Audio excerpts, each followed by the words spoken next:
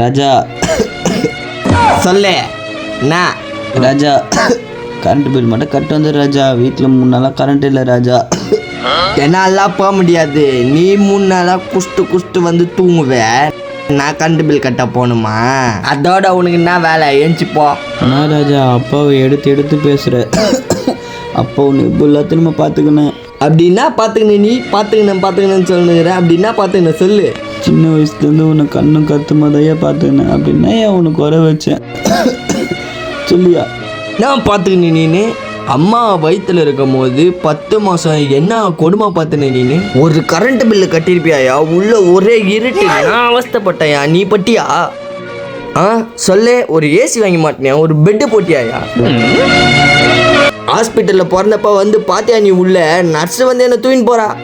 உனக்கு தூக்கத்துக்கு என்ன வலிக்குது? அப்படியே ஹாஸ்பிட்டல் வெளியவே நின்றுக்கிற. அப்படியே கைட்டார் இவரு. பார்த்துக்கணும் என்ன பார்த்துக்கணும்னு தெரியல இவரு. ராஜா பொம்பளைங்களை ஐசியூவில் வச்சு ஆம்பளைங்களை உள்ளே விட மாட்டாங்க ராஜா. அப்புறம் என்னத்துக்கு நீ ஆம்பளை?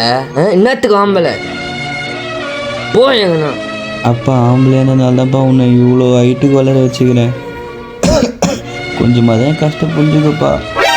ஐயா நீ ஏன் ஆம்பளை இல்லை? உனக்கு என்ன கஷ்டம்? ஐயா தங்க பார்த்துக்கோ சிவாஜி இவரு. இப்போதான் சிவாஜி ஆக்டிங்லாம் பாட்டுனுக்கிறேன். சீக்கிரம்